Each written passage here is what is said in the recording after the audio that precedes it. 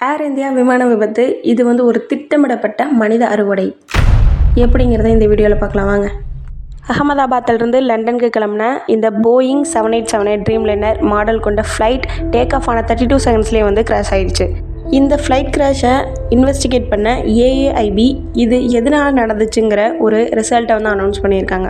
என்னென்னா ஃப்ளைட் இன்ஜினுக்கு போகக்கூடிய fuel stop ஆகிருக்கு, இதனால தான் ஃப்ளைட் கிராஷ் ஆகிருக்கு அப்படிங்கிற ஒரு ரிசல்ட்டை கொடுத்துருக்காங்க.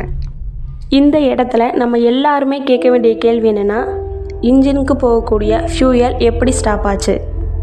நார்மலாக ஒரு இன்ஜினுக்கு போகக்கூடிய ஃபியூயல் ஸ்டாப் ஆகிறது ரெண்டே விஷயத்தினால தான். ஒன்று, ஃபியூயல் இல்லாமல் இருக்கணும், இல்லைன்னா ஃபியூயல் போகக்கூடிய அந்த பாத்தில் ஏதாவது ஒரு பிளாக்கேஜ் இருக்கணும். இதை தவிர வேறு ரீசன் இருக்க முடியாது. இந்த ரெண்டு ரீசனில் ஃபர்ஸ்ட் ரீசன் கிடையாது. ஏன்னா ஒரு ஃப்ளைட்டை டேக் ஆஃப் பண்ணுறதுக்கு முன்னாடி டாப் டு பாட்டம் செக் பண்ணுவாங்க. அப்படி செக் பண்ணும்போது ஏதாவது அந்த இடத்துல கோளாறுகள் இருந்தால் அந்த ஃப்ளைட்டை டேக் ஆஃப் பண்ணவே மாட்டாங்க.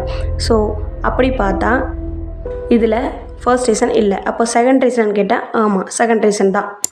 அது எப்படின்னா, இன்ஜினுக்கு போகக்கூடிய ஃபியூயல்ஸ் ஃப்ரீஸ் ஆகி குட்டி குட்டி பார்ட்டிகல்ஸாக மாறி ஃபியூயல் போகிற பாத்தை அடைச்சிக்கிட்டால் மட்டும்தான் உண்டு. ஆனால் அதுக்கு இங்கே வாய்ப்பே இல்லை. ஏன்னு கேட்டிங்கன்னா, இந்த ZA1 ஃபியூயலோட ஃப்ரோசன் ஸ்டேட் எவ்வளோன்னு பார்த்தீங்கன்னா -47 டிகிரி செல்சியஸ்.